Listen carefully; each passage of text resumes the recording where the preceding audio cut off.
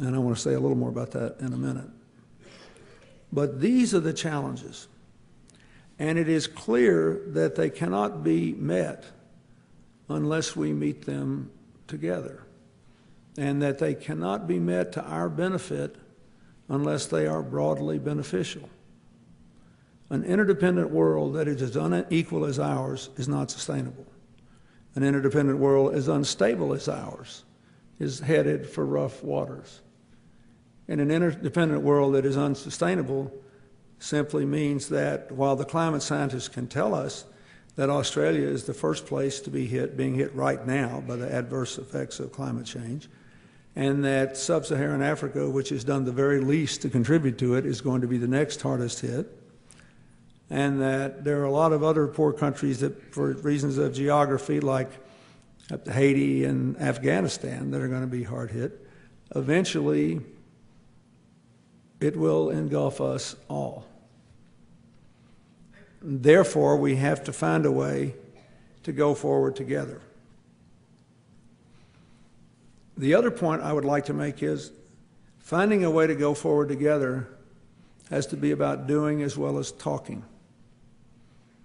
One of the great advances in the 21st century world is that the power of citizens to affect the course of their own destiny and the world's destiny is greater than it has ever been.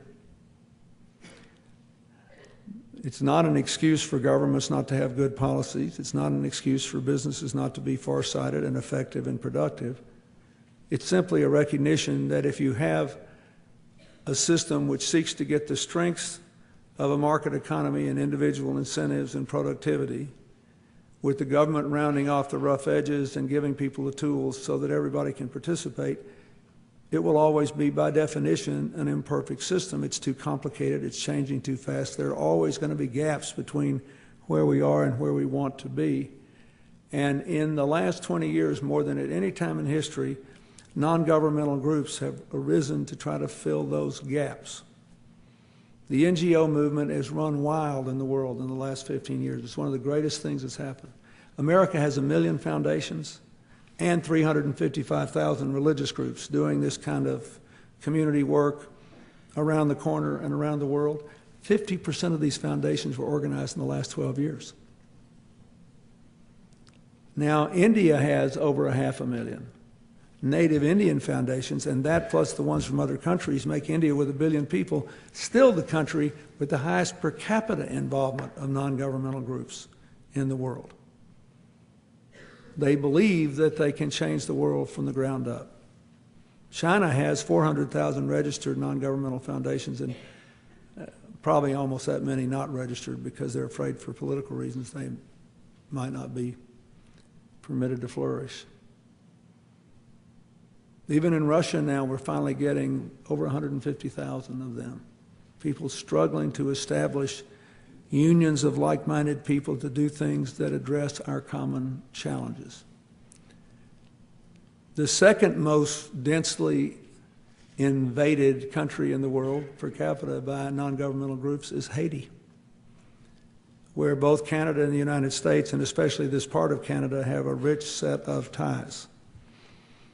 And it's one of the reasons I think we've got the best chance of my lifetime to help Haiti escape the chains of its past. It is both open to the world and operating at a higher level of capacity than has been the case in the past.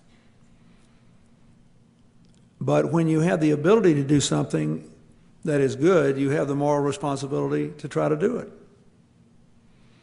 And most of what I spend my time doing now is trying to get people to understand that you don't have to be president or a member of the parliament or Congress or prime minister to have a positive impact on the world, and you don't have to be rich either, because if you look at what's happened to internet giving across the spectrum,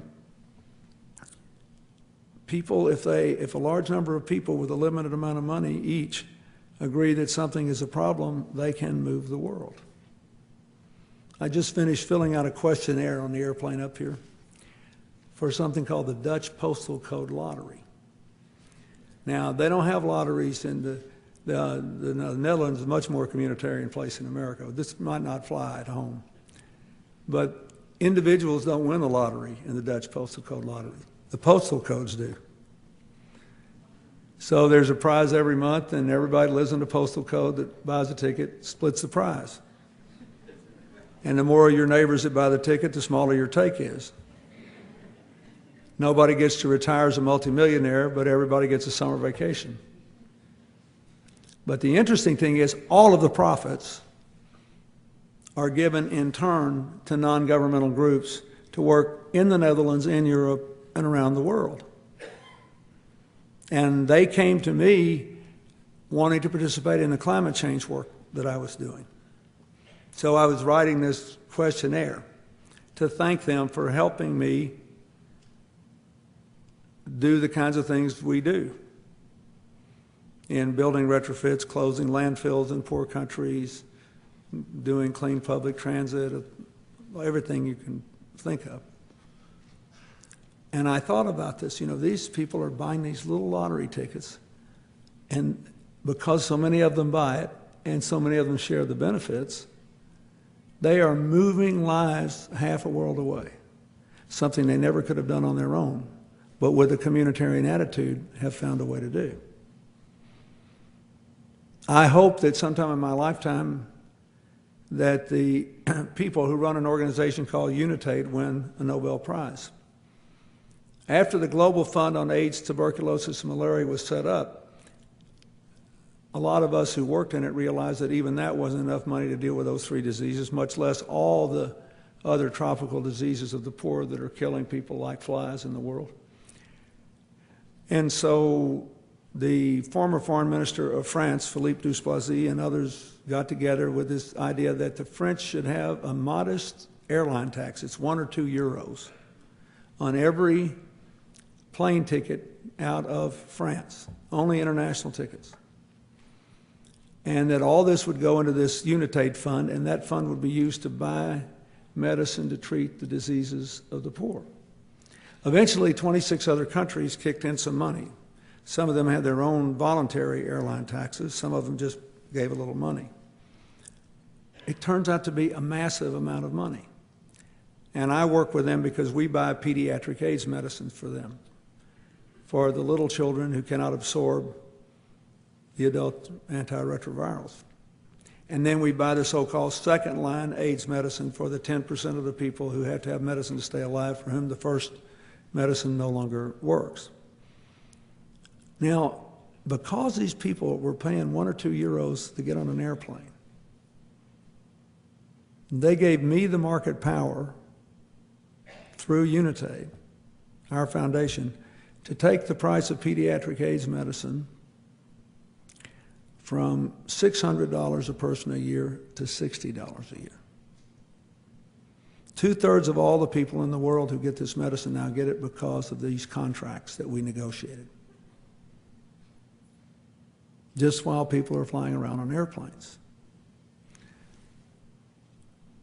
If the mission of this university is to promote sustainability and widely shared prosperity and to deal with all these conflicts in the world, we have to find more ways to do this so that every single person feels that he or she is an active participant in embracing the challenges of our time.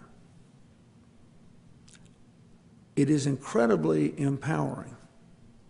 I mean, you go to the Netherlands now and you stop people on the street and say, "You buy a lottery ticket?" And say, "Yes, I do." And then they'll say, "And do you know what we do with that money?" They don't tell you whether they've ever won or not. They tell you what they're contributing to when they buy the lottery ticket. It's a really interesting mindset. We have to look for ways to actualize that. Every year I have this global initiative meeting in New York around the UN, and we bring in the big NGOs like the Gates Foundation and others, wealthy American philanthropists and others around the world, business leaders, and we invite all the world leaders who come and all the former leaders with whom I served, who I know still are active. I'll never forget the first year we had it after Prime Minister Chrétien left office. I'll tell you, it's an interesting story.